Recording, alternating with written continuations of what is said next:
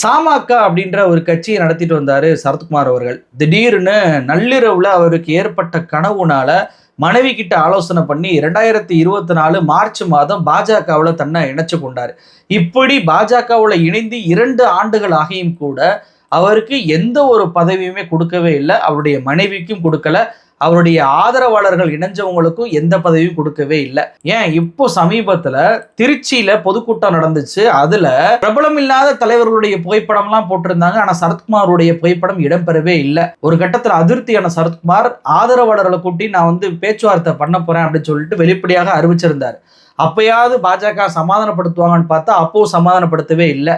சொன்னதை போலவே இன்னைக்கு டி நகர்ல ஒரு மகால்ல தன்னுடைய ஆதரவாளர்கள் அத்தனை பேரையுமே கூட்டி மீண்டும் நம்ம சாமாக்காவை உருவாக்குவோமா அப்படின்ற ஒரு பேச்சுவார்த்தையை பண்ணியிருக்கிறாரு சரத்குமார் அவர்கள். அவர் பிரஸ் மீட்ல சொல்லும் போதே வெளிப்படையாக இதை சொல்றாரு. நான் கட்சியில சேர்ந்ததே பிரதமர் மோடியை மையப்படுத்தி தான். நான் தேசிய அளவில் எனக்கு ஏதாவது பதவி கொடுப்பாங்கன்னு எதிர்பார்த்தேன். எந்த பதவியும் கொடுக்கவே இல்லை. பதவி இல்லாம நான் என்ன பணி என்னால செய்ய முடியும்? ஒரு பொறுமைக்கு ஒரு எல்லை இருக்கு. பாஜகவும் அண்ணாமலையும் எனக்கு கொடுத்த வாக்குறுதியை நிறைவேற்றவே இல்லை. நான் ஒன்றும் யாருக்கும் பயந்தவன் கிடையாது. என்னுடைய தொண்டர்கள் அத்தனை பேருமே மறுபடியும் கட்சியை ஆரம்பிங்கன்னு சொல்றாங்க. என்னுடைய வேண்டுகோளை எனக்கு பதவி வேணும் அப்படின்னு சொல்லி நான் பியூஷ் கோயலை நேரில் வரும்போது சந்திக்க போறேன். மாநில தலைவருக்குமே ஒரு கடிதத்தை அனுப்ப போறேன் அப்படின்னு சொல்லியிருக்கிறார் சரத்குமார் அவர்கள். இது பாஜகவுல மிகப்பெரிய பேசு பொருளாக மாறி இருக்கு. ஏன் அப்படின்னா சரத்குமார் அவர்களை பொறுத்த வரைக்கும் அவருக்கு 2024 நாடாளுமன்ற தேர்தலில் அவருடைய மனைவிக்கு சீட்டு கொடுத்திருந்தாலும் கூட அதே தேர்தலில் பார்த்தீங்கன்னா விருதுநகர் தொகுதியில மதுரை மாவட்டத்துடைய விவசாய அணி செயற்குழு உறுப்பினரான வேதா டெல்லி பாஜக மோடி அணி அப்படின்ற பெயரில் வேட்புமனுவை தாக்கல் பண்ணி அந்த விருதுநகர் பாஜகவில் இருக்கக்கூடிய ஆட்களை எல்லாம் தனக்கு ஆதரவாக வேலை பார்க்க வச்சாரு. இதனால ராதிகா 3வது இடம் தள்ளப்பட்டு வெறுமன 15% வாக்கு தான் வாங்கினாரு. 1,66,000 வாக்கு தான் அவருக்கு கிடைச்சது. மிகப்பெரிய தோல்வியை அப்போதே ராதிகா அவர்களுக்கு ஏற்படுத்தி கொடுத்தது அண்ணாமலை தான். எப்படியும் தன்னோடு இருக்கக்கூடிய யாருமே ஜெயிச்சிடக்கூடாது, தான் தோற்க போறோம் கோயம்புத்தூர் தொகுதியில, வேற யாரும் ஜெயிக்க கூடாது என்று கட்டம் கட்டி அவர் வேலை பார்த்ததெல்லாம் நம்ம பார்க்க தான் செஞ்சோம். நயினார் நாகேந்திரன்லேருந்து தமிழிசையிலிருந்து என்னென்ன வேலைகள் நடந்துச்சு அப்படின்றது நாட்டு மக்கள் அத்தனை பேருக்குமே தெரிஞ்ச ஒரு விஷயம்தான். இப்படி ராதிகா தோற்கடிக்கப்பட்ட உடனேயே விழித்து கொண்ட ராதிகா என்ன பண்ணிட்டாங்கன்னா மறுபடியும் சினிமா பயணத்துக்கு போயிட்டாங்க.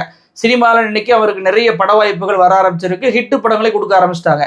ஆனால் சரத்குமார் மீண்டும் மீண்டும் பாஜகவை எதிர்பார்த்து கொண்டே காத்து கொண்டே இருந்தார். எப்படியாவது ஒரு பதவி வரும் அப்படின்னு சொல்லி நினைத்து கொண்டே இருந்தார். ஆனா கடைசி வரைக்கும் அவருக்கு பாஜக பதவி என்பதை கொடுக்கவே இல்லை. அது மட்டும் இல்லாம இந்த 2026 தேர்தலையாவது தனக்கு சீட்டு கொடுப்பாங்களா அப்படின்னு சொல்லி பார்த்தா அந்த சீட்டுமே கொடுப்பாங்களா அப்படின்றதுக்கு எந்த உத்தரவாதத்தையும் பாஜக கொடுக்கல. தேர்தல் பரப்புரை குழுவுல அதில் கூட சரத்குமாருடைய பெயர் இடம்பெற கூட இல்லை. இந்த அளவுக்கு நம்மளை டம்மி பண்றாங்களே, நாம இந்த கட்சிக்கு ஆதரவா இருக்கணுமா? கடைசியா ஒரு வாய்ப்பாக பியூஷ் கோயல்கிட்ட நயினார் நாயகிட்ட கேட்டு பார்ப்போம், இல்லையா பாஜக விலகுவோம் அப்படின்ற முடிவை அவர் எடுத்திருக்கிறார். இதுல அவர் திமுகவில் இணைவாரோ அப்படின்ற சந்தேகம் எனக்கு ஒரு இடத்துல வந்துச்சு. என்ன இடம் அப்படின்னா அவர் சொல்லும் போதே சொல்றாரு 96ல கையில சைக்கிளையும் கையில அந்த உதயசூரியன் சிம்பளையும் நான் காமிச்சு பிரச்சாரம் பண்ணவேன், என்னை பற்றி என்ன நினைக்கிறீங்க அப்படின்ற வார்த்தையை அவர் பயன்படுத்தினாரு. இதான் ரொம்ப கவனிக்க வேண்டிய வார்த்தை. இதை சொல்லணும்னு தேவையே இல்லை. ஏன்னா 1996 தான் சரத்குமார் அவர்கள் திமுக போய் சேர்றாரு. திமுக 2001 மாநிலங்களவை எம்பியாகவும் இவர் ஆக்கப்படுகிறார். 2006 தான் சில உட்கட்சி பிரச்சனையினால இவர் என்ன பண்றாரு, அதிமுகவுக்கு ஆதரவாக அந்த தேர்தலில் பிரச்சாரம் பண்றாரு. மறு ஆண்டே 2007ஆம் ஆண்டு சமத்துவ மக்கள் கட்சியை ஆரம்பிக்கிறாரு. 2011 2 சீட்டு வாங்கி தென்காசியில எம்எல்ஏ, 2016 திருச்செந்தூர்ல போட்டியிட்டு தோல்வி, 2021 மக்கள் நீதி மையத்தோட 40 சீட்டை போட்டியிட்டு அதுலயும் படுதோல்வி அடைஞ்சு 2024 தான் அவர் பாஜக தன்னை ஐக்கியமாக்கினார். இப்போ அந்த 2006 கணக்கு இப்ப தோணுது. ஏன்னா சரத்குமார் அவர்கள் பேசின பேச்சுல அந்த பிரச்சாரம் பண்ணுவதை பற்றி திரும்ப திரும்ப அழுத்தி பேசினார். விஜயை பற்றி சொல்லும் போது கூட விஜய் தலைவனே கிடையாது, அது மதிப்பீடே கிடையாது, நான் ஒரு முக்கியமான தலைவர்களை உருவாக்கக்கூடிய பிரச்சாரத்தை என்னால் செய்ய முடியும் போன்ற வார்த்தைகள் அவர் பயன்படுத்தியதன் மூலமாக திமுகவுக்கு அவர் ஆதரவை கொடுக்க போகிறாரா அப்படின்ற கேள்வி வருது. ஏன்னா முதலமைச்சர் ஸ்டாலின் அவர்கள் தான் இந்த தேர்தலில் வெற்றி பெற போகிறார், அவருக்கு தான் மக்கள் ஆதரவு என்பது இருக்கு. அப்போ இந்த தேர்தலில் நாம வெளியில இருந்து ஒரு ஸ்டார் பேச்சாளராக ஆதரவு என்பது திமுக கொடுத்து பிரச்சாரத்தை பண்ணுவோம், அதற்கு அடுத்த ஆண்டு நாம சமத்துவ மக்கள் கட்சியோ கழகத்தையோ உருவாக்குவோம் அப்படின்ற எண்ண ஓட்டத்திற்கு சரத்குமார் வந்திருப்பதாக தெரியுது. ஏன்னா 2006 இதே மாதிரி தான் திமுக விலகி அதிமுகவுக்கு ஆதரவாக பிரச்சாரம் பண்ணாரு. மறு ஆண்டு தான் கட்சி துவங்கினாரு. ஏன்னா இப்ப அவர் பேசும்போது கூட பிரச்சாரத்தை மையப்படுத்தி தான் பேசுறாரு தவிர நாளைக்கே நான் கட்சி ஆரம்பிக்க போறேன்னு சொல்லல. நான் இந்த தேர்தலில் கட்சி ஆரம்பிக்க போவதில்லை, பாஜக கேட்டுக்கொண்டாலும் போட்டியிட போவதில்லை, என்னுடைய மனைவியும் நிறுத்த போவதில்லை அப்படின்னு சொல்லிட்டு தேசிய தலைவர்களே வந்தாலும் உடன்பட முடியாதுன்னு அறிவிச்சிட்டாரு. அப்ப இந்த தேர்தலில் சரத்குமார் அவர்கள் தனி கட்சியை தூங்க போவதில்லை, போட்டியிட போவதும் இல்லை அப்படின்ற முடிவின் அடிப்படையில் அவர் பிரச்சாரத்தை மட்டும்தான் மையப்படுத்த போகிறார். அந்த பிரச்சாரம் யாருக்கு ஆதரவாக இருக்க போகுது அப்படின்றது தான் 2006 வரலாற்றின்படி திமுகவுக்கு ஆதரவாக இருக்குமோ அந்த சைக்கிள் சின்னம், அதே போல கை சிம்பல் உள்ளிட்ட பேச்சை பேசுவதன் மூலமாக திமுகவுக்கு ஆதரவான ஒரு நிலைப்பாட்டை எடுப்பாரோன்ற சந்தேகம் நமக்கு வருது. ஒருவேளை ஓபிஎஸ் வழியில அவர் திமுகவில் கூட இணையலாம், இணைவதாக இருந்தா கண்டிப்பா கட்சி தொடங்குகிறேன் என்ற வார்த்தைகளை பயன்படுத்தி இருக்க மாட்டார்.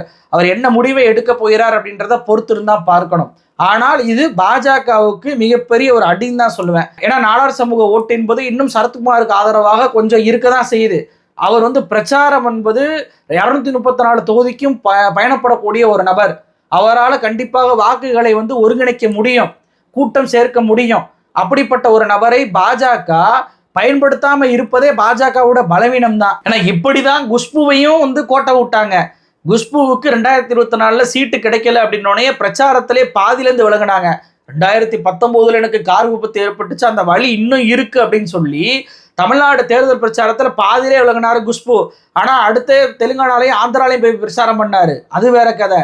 விளவங்கோடு எம்எல்ஏவாக அந்த பதவியை ராஜினாமா பண்ணிட்டு பாஜகவில் இணைந்த அந்த விஜயதாரணி அவர்களுக்கு விளவங்கோடு தொகுதியில நாங்குநேரி தொகுதியில கூட போட்டியிடுவதற்கான வாய்ப்பு என்பது அப்போ இடைத்தேர்தலையும் கிடைக்கல, இப்பவும் நமக்கு சீட் என்பது கிடைக்காது என்ற மனநிலையில் தான் விஜயதாரணி இருக்கிறாங்க. ஏன்னா அவங்களுக்கும் பதவி என்பது கொடுக்கவே இல்லை. அப்போ பாஜகவை பொறுத்த வரைக்கும் குஷ்பு விஜயதாரணி வரிசையில சரத்குமார் இணைய போகிறார். இப்ப எனக்கு என்ன சந்தேகம் வருதுன்னா, இந்த வரிசையில் தமிழிசையும் இணைவாரோ அப்படின்ற சந்தேகம் வருது. ஒரு முன்னாள் மாநில தலைவர், ஒரு மாநிலத்துக்கு ஆளுநராக இருந்தவர், இன்னொரு யூனியன் பிரதேசத்துக்கு துணைநிலை ஆளுநராக இருந்தவர், அந்த தமிழிசைய பாஜகவுடைய பிரச்சார பட்டியலிருந்தே நீக்கி இருக்கிறாங்க. எப்படி சரத்குமாருக்கு வாய்ப்பு என்பது கொடுக்கலையோ அதே மாதிரி தமிழிசை அவர்களுடைய பேரே நீக்கி இருக்கிறாங்க. அதாவது புதுச்சேரி தேர்தலுக்கு தமிழ்நாட்டில இருந்து பிரச்சாரம் பண்ணுவது யாரு, தேசிய அளவுல இருந்து பிரச்சாரம் பண்ணுவது யாரு அப்படின்னு சொல்லிட்டு ஒரு மிக நீண்ட பட்டியலை பாஜகவுடைய தேசிய தலைமை வெளியிட்டிருக்கிறாங்க. அதுல மோடியில இருந்து நிர்மலா சீதாராமன்ல இருந்து பல்வேறு பேர்கள் இருக்குன்னு வச்சுக்கோங்களேன். தமிழ்நாட்டில இருந்து யாரெல்லாம் போறாங்க அப்படின்னா, எல் முருகன் போறாரு, அதே போல பொன் ராதாகிருஷ்ணன் போறாரு, சீன்லே இல்லாத உடல்நிலை சரியில்லாம இப்பதான் உடல்நிலை மீண்டு வந்த எச் ராஜாவுடைய பெயர் இருக்கு, அண்ணாமலையுடைய பெயர் இருக்கு, வானதியுடைய பெயர் இருக்கு, நயினார் நாகேந்திரனுடைய பெயர் இருக்கு, குஷ்புவுடைய பெயர் இருக்கு, அதே போல எழுத்தாளராக இருக்கக்கூடிய மா வெங்கடேசன் அவர்கள் பெயர் கூட இருக்கு, செல்வ கணபதி பெயர் இருக்கு. ஆனா தமிழிசை அவர்களுடைய பெயர் இல்லவே இல்லை. ஏன் இல்லை தெரியுமா? ஆளுநராக அந்த அம்மா போட்ட ஆட்டம் அப்படி. இந்த அம்மா மறுபடியும் முகத்தை காட்டுனா அந்த வெறுப்புலையே ஒருத்தனும் ஓட்டு போட மாட்டான். தயவு செய்து இந்த அம்மா மட்டும் புதுச்சேரிக்குள்ள விடவே கூடாது அப்படின்னு சொல்லி என்ஆர் காங்கிரஸ் கிடுக்குப்பிடி ஒரு ஆர்டரை போட்டிருக்கிறாங்க, ஒரு கண்டிஷனை போட்டிருக்கிறாங்க. இதனாலதான் தமிழிசை பெயர் என்பது இல்லை. 2024 தேர்தல் கூட இருந்துச்சு, அதுவாது பார்லிமெண்ட் எலெக்ஷனு, அதனால அந்த அம்மா போட்டுன்னு விட்டுட்டாங்க. ஆனா இந்த முறை நடப்பது என்பது சட்டமன்ற தேர்தல். என்னுடைய சிஎம் பதவிக்கே உழவு வச்சிடாதீங்கப்பா, நீங்க போடாத ஆட்டம் கிடையாது. ஆளுநராக இருந்து என்னென்ன ஆட்டம் ஆடுனீங்க அப்படின்றத திமுகவும் காங்கிரஸும் பட்டியல் போட்டாங்க அப்படின்னா எனக்கு அது எதிராக மாறிவிடும் அப்படின்னு சொல்லி ரொம்பவுமே கேர்ஃபுல்லாக இந்த முடிவு எடுத்திருக்கிறாரு ரங்கசாமி அவர்கள். அப்போ இதுல இருந்து என்ன புரியுது? ஒரு மாநிலத்துக்கோ ஒரு யூனியன் பிரதேசத்துக்கோ ஆளுநராக போனா அந்த மாநிலத்துக்கு எதிராக, அந்த யூனியன் பிரதேசத்துக்கு எதிராக எப்படியெல்லாம் சூழ்ச்சிகளையும் சேட்டைகளையும் பண்ண முடியுமோ அந்த அளவுக்கு ஆளுநர் பதவியை வச்சு நீங்க பண்ணியிருக்கிறீங்க. இங்க ரவியை வச்சு பண்ணது மாதிரி ரவி இருந்தா அதை வச்சே திமுக பிரச்சாரம் பண்ணும். ரவி வந்து சும்மா இருக்க மாட்டாப்ல, அவரை மேற்கு வங்கத்தில் தூக்கி அடி அப்படின்னு சொல்லிட்டு தூக்கி அடிச்சு இன்னைக்கு தமிழ்நாட்டுக்கு ஒரு நிரந்தர ஆளுநரே இல்லாம மாறி போன கதையாக தான் புதுச்சேரியில இந்த அம்மா மறுபடியும் போனா பிரச்சனை ஆயிரும். ஆளுநர் பதவி வச்சு போட்ட ஆட்டத்தை வச்சு நம்ம தோக்கடிச்சிருவாங்கன்ற பயம் பிஜேபிக்கு வந்திருக்கு. இது மிகப்பெரிய பாடமாக பிஜேபிக்கு மாறி இருக்கு. இனிமே எதிர்கட்சி ஆளக்கூடிய மாநிலத்தில் இது போன்ற நபர்களை வைத்து சித்து விளையாட்டுகளை பண்ணா இப்படிதான் பின்வாங்கக்கூடிய நிலைமை ஏற்படும். ஒரு கட்சியுடைய மாநில தலைவராக இருந்த தமிழிசை அவர்கள், அவருக்கும் பதவி இல்லை. சரத்குமாருடைய நிலைமை தான் தமிழிசைக்கு இருக்கு. இன்னைக்கு தமிழிசையுடைய பேருமே பார்த்தீங்கன்னா பட்டியலில் வரல, நீக்கப்பட்டிருக்கு. அப்படின்றப்போ தமிழிசையும் இது போன்ற முடிவை எடுப்பாரா அப்படின்ற $1,000,000 கேள்வி என்பது தற்போது எழுந்திருக்கு. இந்த தேர்தலில் கண்டிப்பாக தமிழ்நாட்டில் அவருக்கு வாய்ப்பு என்பது கொடுக்கப்படும். ஆனாலும் அதில் அவர் வெற்றி பெற போவதில்லை.